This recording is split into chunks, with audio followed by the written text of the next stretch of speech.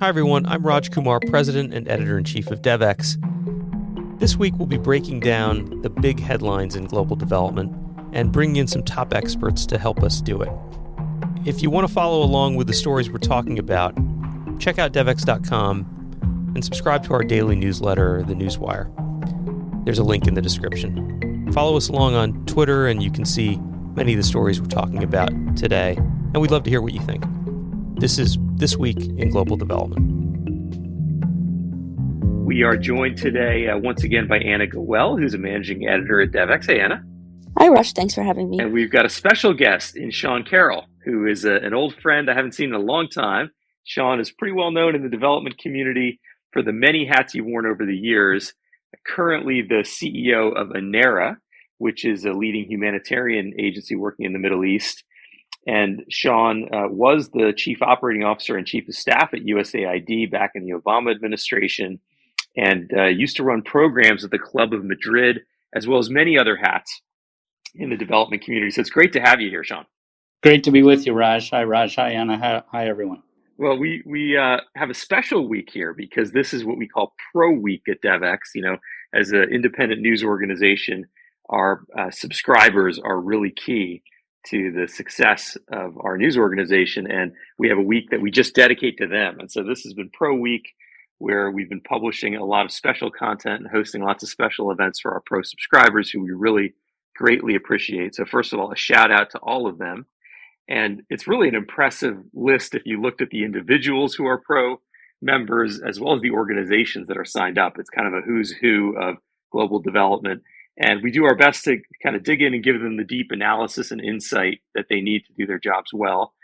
So, this week is no exception. We just kind of supercharged it and gave them lots of additional content, including a bunch of stories related to artificial intelligence. And I thought we might just start there. I said a number of the things that you do, Sean, but it just so happens you also chair a AI startup. And so I really love to get your take on this as well as Anna's. But artificial intelligence, obviously the buzz everywhere in every sector, and global development is no exception. And we published a couple of stories looking at what are the implications broadly in development, where are the applications, what about specifically at USAID, what are they doing? So maybe to start with you, Sean, what is your take on kind of where we are as a global development and humanitarian community when it comes to AI, and what's the potential? Oh, I think we're just at the very beginning, and I think the potential's massive. You're right that there's a huge buzz, but I think it's really still just kind of at low frequencies, and the amount and speed with which it's going to grow, and at warp speed like we've never seen with technology, I think, and that's really saying something, because of course we've seen lots of technological innovations and what they can mean for international human development and humanitarian response, but this, I think, is going to top all others. We're going to see over the next days and weeks exactly how AI can transform the work we do. I think making a lot of the work less tedious, opening up access in all sorts of ways. Yeah, Anna, I'd love to get your quick take as we dive a little deeper into this topic of AI and development. Yeah, sure. And to your point, Sean, in terms of making the work less tedious, USAID has described themselves as having a staffing crisis. So the fact of automating some of these very, monotonous tasks, even memos, could theoretically help what many have described as a depleted workforce. And I think the other big emerging phenomenon is simply translation services. If you can just imagine what a difference that could make in terms of applying for contracts, including, translating less well-known African languages. So to me, that's one development that I think is really the most exciting, because it could really level this localization playing field. Yeah, Alexis Bonnell, who's a former chief innovation officer at USAID, said in one of our stories that you could compare AI to working with a really good intern at your office, meaning you could get some great work out of that intern, and it might make you a lot more productive, but you're not just going to publish whatever they give you, right? Or post it as public policy. So you need to have checks and balances in place. But there does seem to be a big opportunity in a sector where there is so much paperwork. There is so much administration. Think about finance, compliance, HR, all of these back office functions that are so key to the way global development works. there could be some big opportunities there. I don't know, Sean, are you seeing any of that at Anera? Well, I'm seeing that we're starting to realize that a lot of this work can be done, and it really is happening on a daily basis, where we're still forgetting sometimes that the tools now exist, right? We're saying we should write minutes on this meeting and send it out, or do you have a template for an MOU I could use? I mean, these are just two examples this week, and then suddenly we remember, oh yeah, we don't have to rely on what we had before, or make it up from scratch. We can do it with AI, and it really is, it's extraordinary. And I just think the speed at which people will recognize, you talked about an intern. I'm using Read AI, which acts as a kind of intern for me, and either comes with me to my meetings or goes to meetings that I'm not in and gives me a report on the meeting. And it's not just a transcript and a video, but it's a summary, it's action items, it's what were the key questions. And I think very intriguingly, as we work remotely, it tells you how many filler words you used, how much each person spoke, whether you used inclusive or exclusive words and phrases. It's really quite stunning. Yeah, that's a really good example of a tool, because when you think about how much time is spent in meetings in our industry, and a lot of it is because there are protocol issues, right? And you need to make sure the right people are invited and included. And there's good reasons behind all of that, but it can eat up a lot of productive time. And so if there's ways to reduce it, that right there can be a huge boost. I think about, at Devex, we've been talking about something we call the SDG talent gap. And the reason we talk about that is there's so much focus on the SDG financing gap, this idea that there's trillions of dollars needed every year if we're going to hit the SDGs, which we're right now nearing the midpoint of. Well, one way to get there is if you can make each dollar go further. And one way to make each dollar go further is to find efficiencies in the way that we do development work. And maybe potentially there's a lot of opportunities kind of in the back office of global development. That's right. And what I think we're seeing, as we all know, there's a huge financing gap to reach the goals of the SDGs, and only 15% of the goals are on target. And there's a estimated 3 trillion, 2.5 to 4.5 trillion dollar financing deficit each year for the remaining 7.5 years of the 15-year window. And it's not because there isn't financing and funding, and it's not because there aren't good ideas and development and humanitarian solutions. It's that there's a gap in matching those. And I think AI will be a huge help in that matchmaking to get funding dollars to the best and most impactful ideas. And one way will be in proposal writing, helping others to meet that gap. And USAID is very focused on localization, as we all are. And there's a recognition that a huge barrier to localization is that many local NGOs don't have the capacity to respond to 150-page requests for applications, and AI tools can help with that task as well. Yeah, it does seem, and we mentioned this in the story, that localization could be sort of the big use case for USAID, in that you have both sides of the equation. You have the local organization that may be able to use these tools to more effectively apply for funding. And then you have, as Anna was getting to, the chance to make the staff inside USAID more efficient in reviewing those proposals. I think too, just to add, we've talked a lot about the paperwork, but the kind of on the ground ability of AI in the humanitarian sphere of what it can do. In particular, we had an article where we kind of went beyond some of the generalities of what AI can do and dug into a lot of the more specifics of how it can help humanitarians in particular respond more quickly, pinpoint who really needs assistance. I mean, some of this technology has already been there, mapping and satellites, but has been really ramped up thanks to machine learning. And I think one of the programs that Raj, you mentioned Alexis Bonnell, who pointed out there's a World Food Program has teamed up with Google AI for something called SK AI, and it literally goes into provides real-time information on disaster damage assessments. And so in the wake of the flooding in Pakistan, what normally would take 2 weeks of assessing the damage took several hours. So I think on the ground, what it's going to be capable of doing in terms of disasters, climate, food, medicine, it's just really going to be revolutionary. Yeah, I mean, just think about two of the big sectors in our space, education and health. In both of those, there's a massive gap in terms of trained workforce in almost every context we're talking about.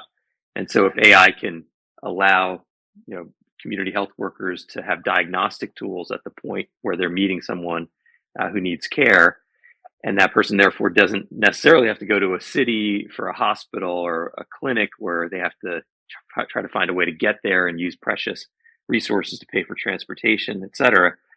There's huge opportunities just in those two areas. And then there's a big category, which is kind of knowing what's happening.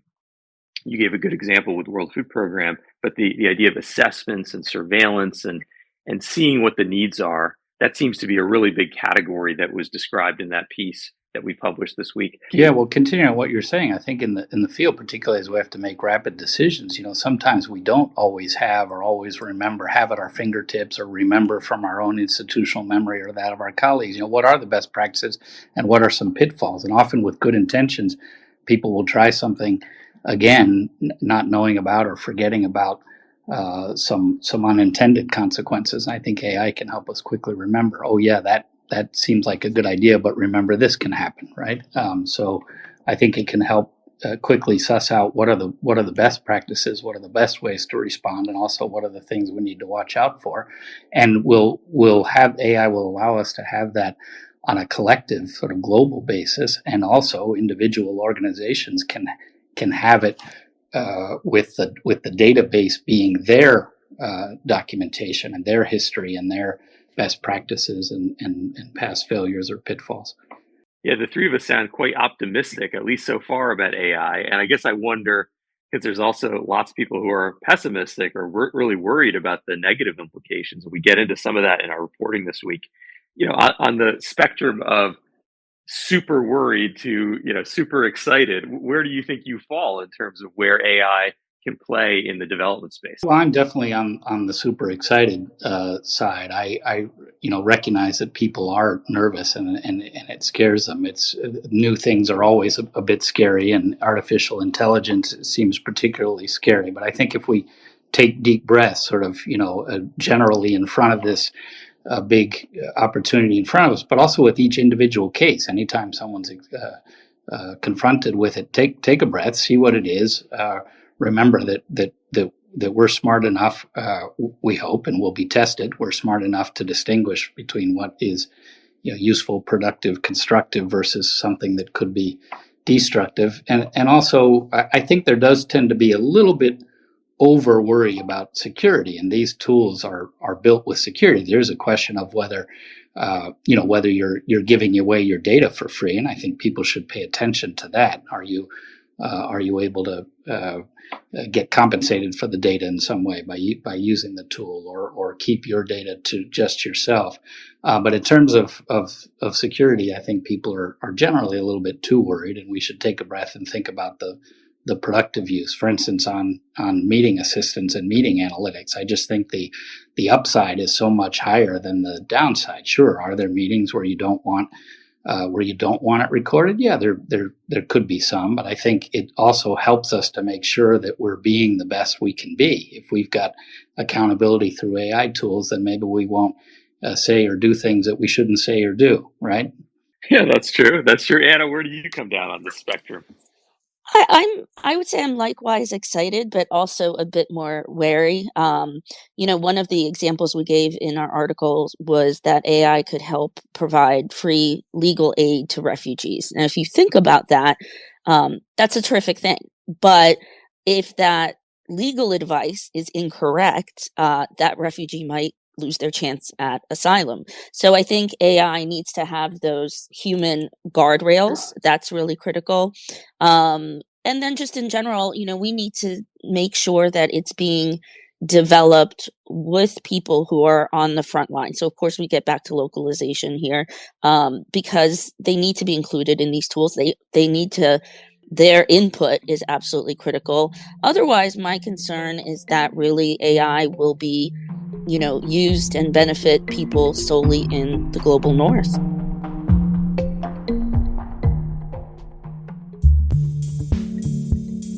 Are you interested in the intersection of business and social impact? Do you want to know how corporate sustainability, ESG, impact investing, and more can contribute to development finance? My name is Adva Saldinger. I'm a senior reporter at Devex, and I've been reporting on these issues for nearly a decade. I'm the author of Devex Invested, our free weekly newsletter dedicated to development finance. Every Tuesday, we explore how companies, investors, and market mechanisms are reshaping the world of development finance. Visit devex.com/newsletters and join us on Tuesdays. And one of the things we heard about AI during a summit we hosted during the World Bank Spring Meetings, this is the MasterCard Center for Inclusive Growth and Aspen Institute Summit on Global Inclusive Growth, we heard that one reason why you might actually be able to include local communities and affected populations using AI in a way we couldn't in the past is that AI is really a democratized tool because it can be accessed just by spoken word. You don't even necessarily need to type, but it's designed to be conversational. And so there's a big opportunity there to say we can have tools that the average person can use without any special training. And now really the question is, how quickly can this community deploy those? And if you look at the last big technology shift, which you could argue was the mobile phone revolution, it's had huge benefits for development and humanitarian response, but it took a while. That revolution was largely driven by the private sector, and then you had small use cases that turned into big ones, like think about M-Pesa in Kenya. Here we have a chance because this is happening at the same time all around the world at kind of the same pace, all at once. There is an opportunity for the development sector to kind of get ahead of this. We had a pro event yesterday with CEOs, a roundtable, and that's one of the things we heard was, hey, this is really early. We're just starting to experiment, but there's a chance to get ahead of it. Sean, maybe just as we wrap up on this topic, I'd love to hear a little bit more about what you see as the opportunity in this startup that you're involved in, and like how we can get ahead of that innovation curve as a development community. Well, I think what I'm involved with is actually using several different AI platforms, Chat GPT and Falcon out of the Emirates. I think I saw just this morning that Chat GPT is now in Arabic, and so you mentioned translation, and I think that the expertise and the opportunity isn't only in the global north and in the most developed, rich nations. I think we're going to see leadership on this, as we saw from M-Pesa on mobile payments in Kenya. I think we're going to see it from all corners of the world, and there could be a danger, and perhaps initially will be an increase in the gap, right? Because more developed economies might find and latch on to these tools more quickly and be able to use them more quickly. You're absolutely right that there needs to be human partnership to make sure that the information is correct and being used well. And so that gap might increase initially a little bit, but then I think we'll see a quick decrease because of the democratizing power of access and capacity that is being offered. I just think, when something is very complicated because English isn't your first language and the language that's being used in the documents isn't familiar, when all of that, an AI tool can disaggregate and pull out the most relevant information there and even do the writing for you as a first draft, that's pretty significant in terms of democratizing access and use. And Sean, I want to draw on your experience as the chief of staff and COO at USAID, obviously a couple of administrations ago. But when we think of that opportunity you just laid out, the localization opportunity, do you think this is something that could actually help the agency to drive localization, in the time frame that we're talking about in this administration? And how do you think that's going, beyond AI? How do you think USAID is doing on this localization front? Well, I think, look, it's now you could argue the third or fourth or fifth administration, and they do tend to be the Democratic administrations, I think, that really push localization. And so it's not the first time around the block on this. I think we've learned a little bit each time and gotten a little more serious and dedicated and capable each time to actually make localization work. And I think AI really could be a game changer if used correctly. And there has to be recognition and advocacy and championship within USAID and all donors, all government donors and foundations and philanthropists. And I think everyone recognizing, hey, we're always trying to make the matchmaking work. We're always trying to leverage financing to go towards good social impact, good programs, good projects. If this can help with that matchmaking, then that's pretty transformative. And so I'm positive. I think a 25% goal by 2025 in 2 years and half of the funding by 2030 is very ambitious. But if I were in a senior position now at USAID, and I know those who are dedicated to this, I would use AI and every other tool to try to make sure that happens, but with a recognition that there are a lot of barriers to get over. Organizations working in the global south, working in conflict, need help to understand how you actually access this funding. That connects to another story we published this week about workforce issues at the Millennium Challenge Corporation.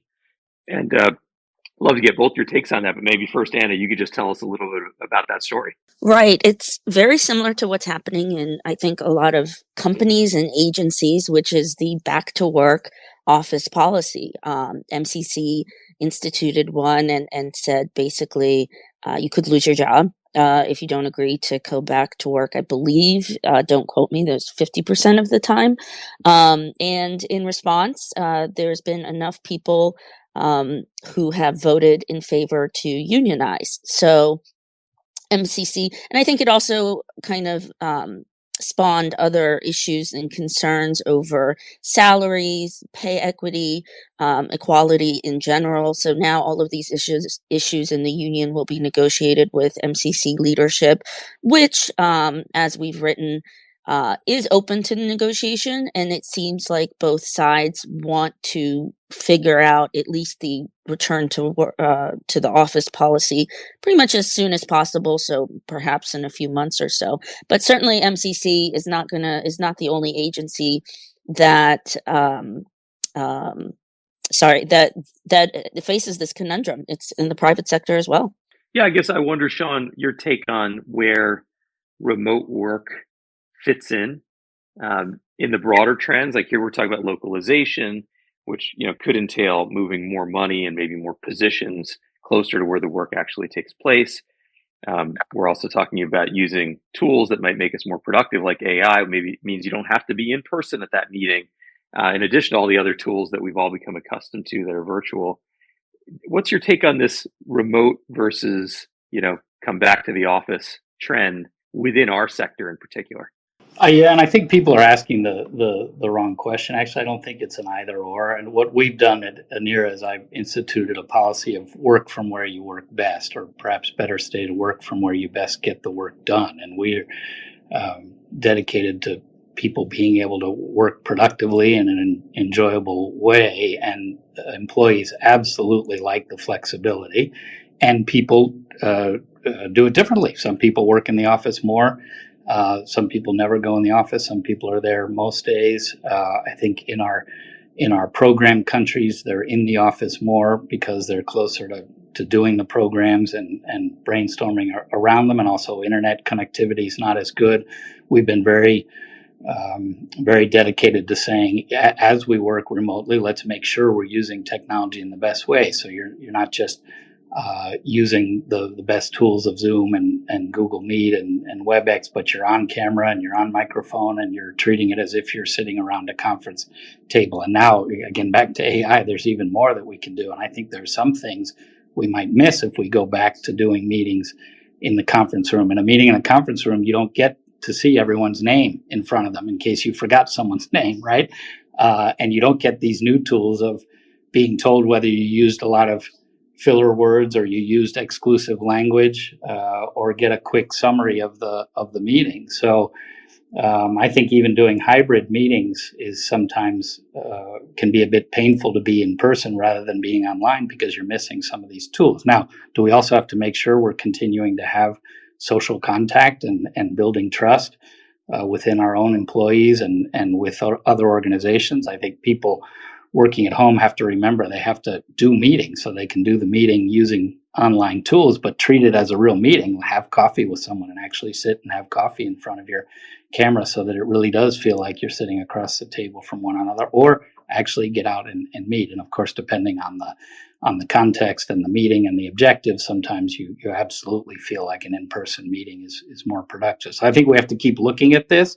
I do feel I'm certain that flexibility works, and the stories we hear is when an organization management tries to take away flexibility, and employees don't want that flexibility taken away, and they'd like to be treated as adults where they can figure out where they work best. Now, do you have to manage that? Sure, but you have to manage your workforce even if you're all sitting in the office and you're not standing over someone's desktop if they're sitting in the office anyway. So a lot of management is remote in one sense to begin with. So I think that's where we are. We have to continue to be flexible and allow people to work where they work best and use tools to make it as close to in-person as possible, and then keep thinking about the issue and asking ourselves the question and recognizing we might have biases coming into it, and how do we keep asking others and figuring out what works best. Do you feel like that's the general consensus, Sean, when you talk to your fellow chief executives of other international nonprofits? Do they generally feel the same way, or is there some angst about this? Because we hear that in the private sector, there's a lot of angst about, often older executives running businesses, and they want to see their employees back in the office. You feel like that's also playing out in the nonprofit and the development space? Certainly. There's lots of angst, and some of it is about, the rent you're paying on your office, but that's a sunk cost. And I think we have to be careful too. The real estate industry and landlords are going to do everything they can to try to keep people continuing to come into physical offices. But there's absolutely angst, and I think the angst is real, and it's reasonable, and it needs to constantly be looked at. We have to ask questions. We have to do staff surveys. We have to figure out when we say that something's missing, brainstorming or coffee cooler chat. I think we have to say that's a real concern. How do we meet it? It just may be that going back to the office is not the answer. Offices are only I think they're only a couple hundred years old, and then 100 years of that was factory offices, and sort of white collar offices I think is only about 100 years old. So it's not like we've had offices all of our history and existence. So I think we need to say, yes, those are real issues. Is the office the answer? In some cases it might be. In other cases, maybe you save the money with an office, or get a smaller office, that you do more staff retreats and more travel so that staff are close to the work that you're doing.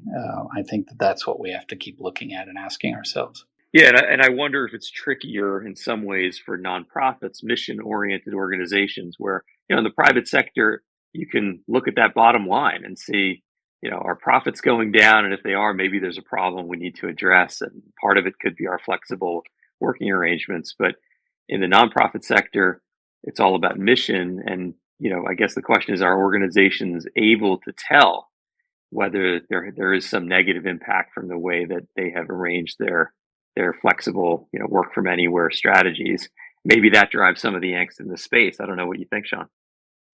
Yeah, I think you're right. I think we do have to figure out how to measure it, and I don't think it's very easy. And we had huge productivity increase through COVID. We are now delivering more than twice as much assistance as we did before COVID. Is that because somehow COVID made us better at our work? Working remotely made us better? I'm not sure. Maybe. Certainly people like that they don't lose the commuting time. But it is. I think you're right. It is hard to measure, and I think we do have to measure it. And that critical issue of trust is really important. And it does feel like trust is a little harder to build up remotely. And so how do we make sure people are getting together, that they get to know each other, that they get to know things about their employees that aren't just about their day-to-day work, and figuring that out. But some people also don't mind missing that. Some people, they have a network of friends, and their workmates are their workmates. So it's everyone's a little different on this. I think we have to ask questions. We have to listen to what people are thinking, and recognizing that flexibility seems pretty paramount. and ask, is there something we're losing because we're advocating for and allowing that level of flexibility? Sure. I mean, one argument people make is that if you want to do innovation, you have to be in person. It's obviously very much a debatable topic, but it leads me to another piece we published this week, which is around innovation in the philanthropic space, and five kind of big areas. I think areas that probably generally everyone listening to this has heard of. But maybe Anna, you can give us a quick overview of that, and then I'd love to get Sean your take on how much you see those areas of innovation and philanthropy playing out in your work. I think the big takeaway from our article on the five biggest trends in philanthropy is, again, it goes back to localization. One of the big developments is called big bets, where you have these larger one-time donations, and really part of the goal is to ensure that the recipient has more control over the money. Likewise, we all know about cash transfers, direct cash transfers, which again is intended to empower the local recipient to know what's best for them in terms of spending that cash. And then lastly, I think there's trust-based philanthropy, which again is just what it sounds like, trusting that the local community knows what is best for them. So again, I think one of the biggest trends we've seen in that philanthropy article is specifically empowering local communities. Yeah, the other couple of areas we talk about in that piece are blended finance, which is obviously a big topic with the World Bank's new leadership. Can you get private sector money to work with nonprofit or public sector money to really grow and fill that gap that you talked about, Sean, the few $1 trillion gap to reach the SDGs?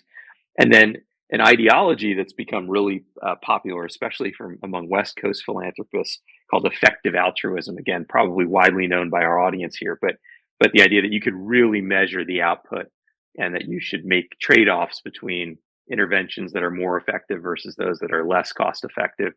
I guess I wonder, Sean, these are the big trends as we talk about in the piece. Do you see any of these playing out in your work at Anera in a real time way?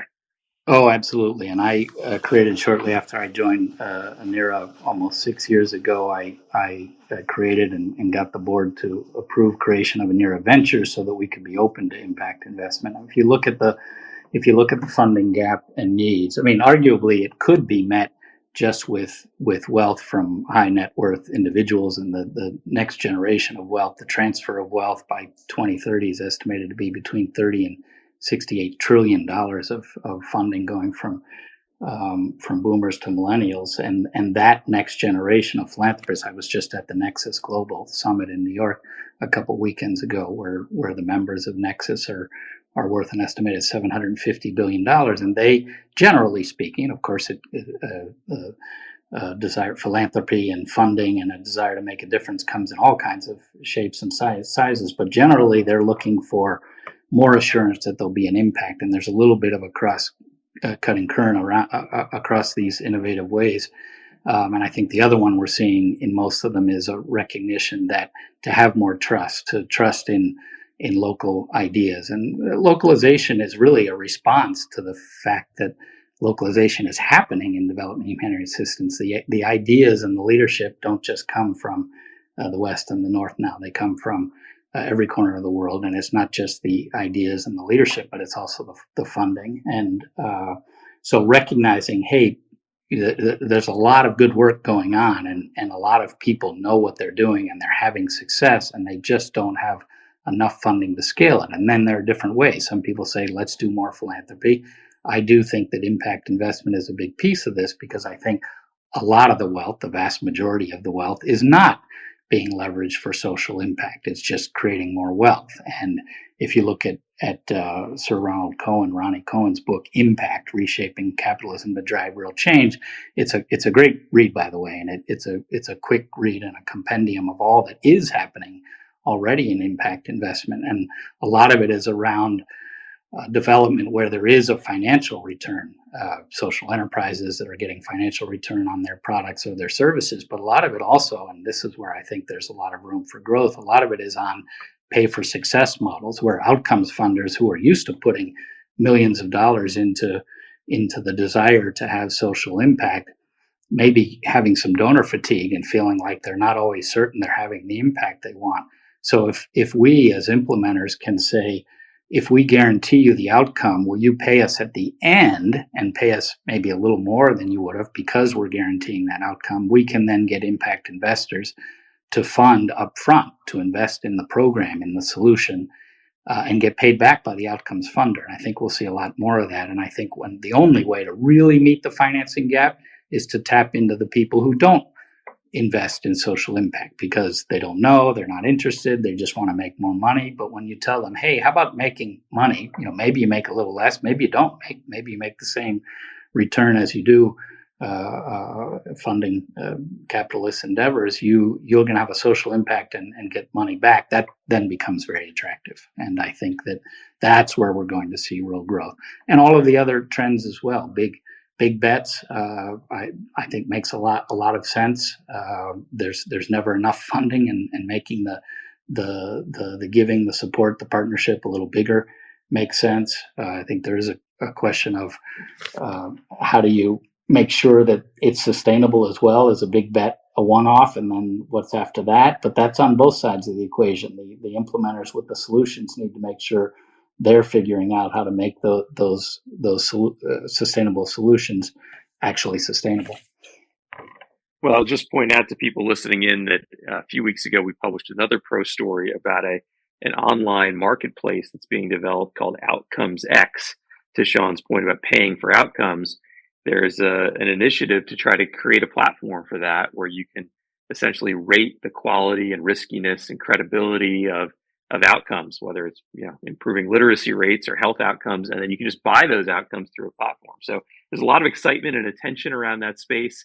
Not as much money yet as there is excitement and attention, but hopefully this is the beginning of a burgeoning movement. If you're interested in these topics, again, there's more in that story that we've been referring to.